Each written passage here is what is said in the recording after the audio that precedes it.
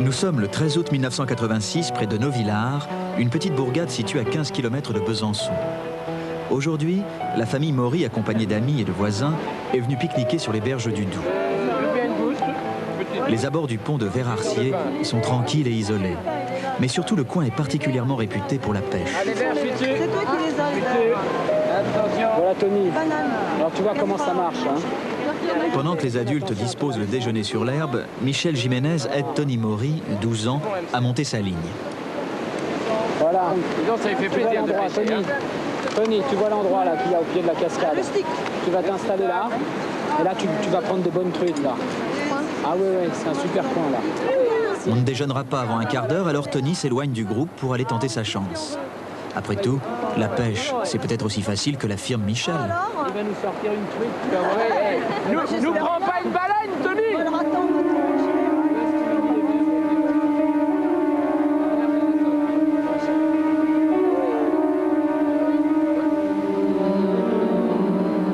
Là, par ici, sur le talus qui surplombe la chute d'eau, l'endroit devrait être idéal.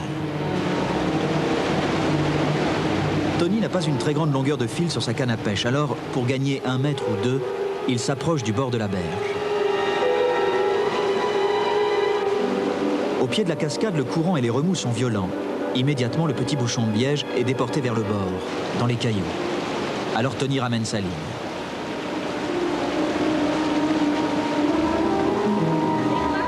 À 80 mètres de là, les adultes qui viennent de finir l'apéritif commencent à préparer le déjeuner. Nul ne prête attention à Tony. Pour Tony, il n'y a plus de doute. Pour lancer sa ligne au-delà des tourbillons, il doit s'approcher encore plus près du bord. Là, maintenant c'est sûr, la position est bonne. Tony entame une rotation et s'apprête à renouveler son lancer.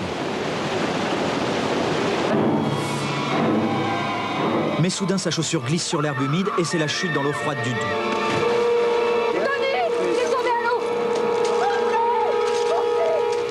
Le souffle coupé, Tony se débat autant qu'il peut.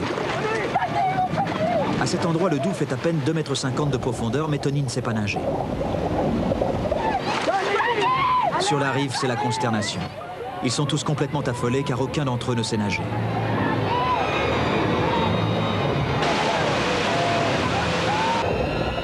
Sous l'eau, Tony a d'instinct fermé les yeux et la bouche, mais il ne va pas tenir longtemps.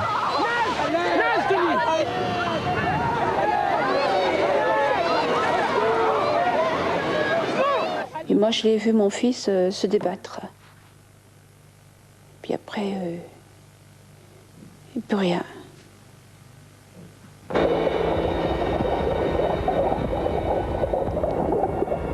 Une chose qui m'a vraiment marqué, frappé, c'est la disparition de ses mains, de ses doigts. Puis finalement, plus rien, quoi. Le plat, plus rien du tout, enfin. Bien qu'elle ne sache pas nager, Rachel Greuillet tente l'impossible pour repêcher Tony. Elle s'est jetée à l'eau, mais si elle va trop loin, elle aussi va se noyer.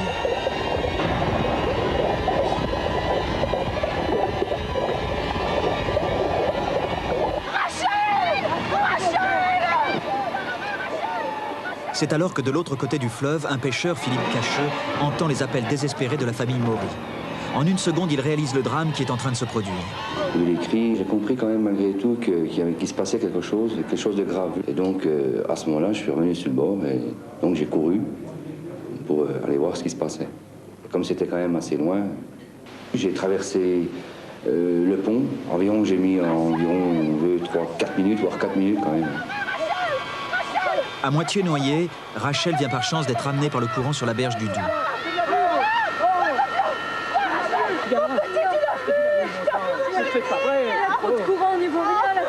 Essoufflé, Philippe Cacheux arrive enfin près du groupe désemparé. Il y a plus de 5 minutes que Tony a complètement disparu. Alors sans prendre le temps de réfléchir, à son tour, il plonge dans l'eau très froide du Doubs.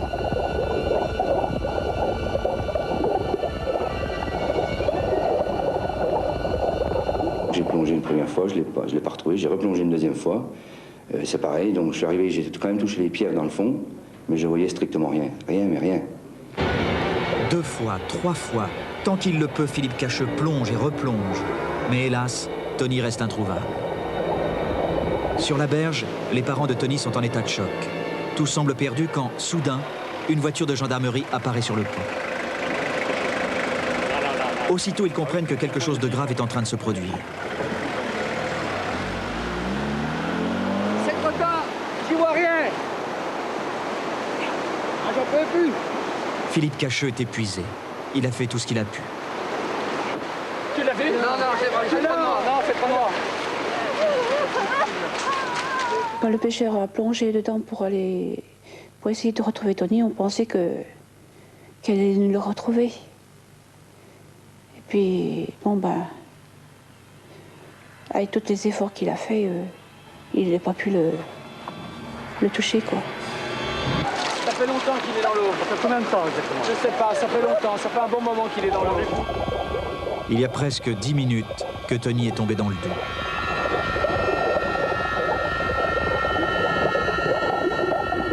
Pendant que l'un des gendarmes essaie de comprendre exactement ce qui s'est passé, son collègue a déjà établi une liaison avec les sapeurs-pompiers de Besançon. Mais 15 km séparent la caserne du lieu de l'accident.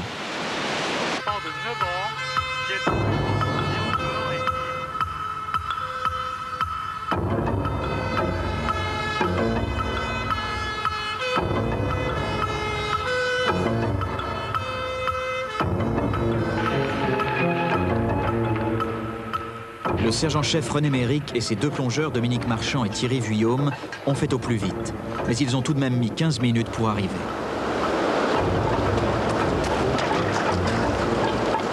Qu'est-ce qu'il nous a dit le père? Où est-ce que ça s'est passé ça? Il y a un gamin de 9 ans à peu près à 4 mètres sur la gauche ici et 1 mètre. Il pêchait où là? Au mur? Voilà, au mur, il y a des tombeaux au niveau de 4 mètres. Maintenant, seuls les actes vont compter. Mais personne ne croit plus qu'il soit possible de retrouver le petit Tony vivant.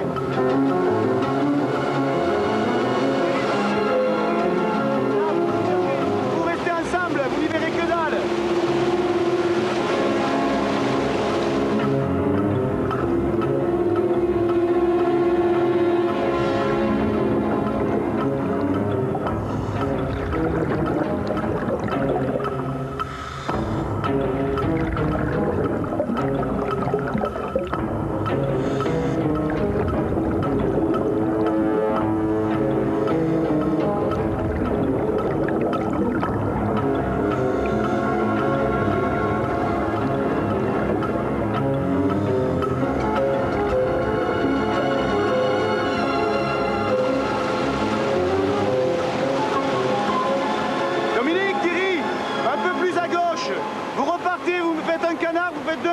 On ne se faisait guère d'illusions, pratiquement on sait qu'à partir d'une demi-heure, on allait sortir un gamin sans vie.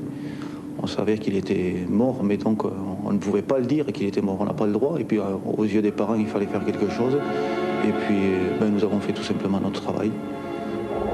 Depuis la berge, René Méric vient de faire signe à ses plongeurs de continuer. Soudain, dans l'eau trouble et opaque du Doubs, l'un des plongeurs saisit le pied du petit Tony. C'est bon Thierry, c'est bon. Thierry, souffle, souffle. Dominique. Soutenu par Dominique Marchand, Thierry Vuillaume a déjà commencé le bouche à bouche. Amen, amen. Donne, lâche. Tony est resté 30 minutes sous l'eau. À cet instant, il est mort. Sans perdre une seule seconde, René Méric à son tour poursuit le bouche à bouche. Pour lui et ses hommes, maintenant il faut tenter l'impossible.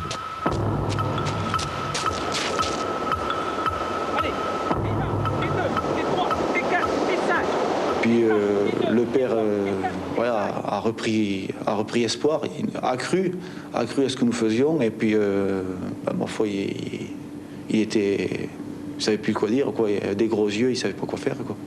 Il était là, il regardait, il observait, c'est tout, sans parole. Et 2, et 3, et 4, et 5. Et 1, et 2, et 4, et 5. Et 1, et 2, et 3, et 4, et 5. Pendant de longues minutes, les pompiers vont s'acharner sans arrêt. Il reste un mince espoir. Il ne faut pas le laisser passer.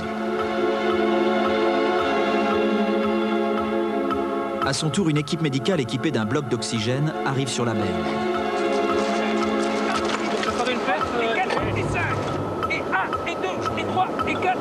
Au bout d'un quart d'heure, à peu près un quart d'heure, 20 minutes, donc le cœur de l'enfant s'est remis à battre. Et au bout de 2 heures de ventilation, le gamin s'est mis à respirer spontanément. Tout le personnel qui était là, même le personnel médical, a été ému. Et puis, ma foi, je crois que c'est une leçon à tirer qu'il ne faut pas hésiter. Même au bout d'une demi-heure, il faut s'acharner.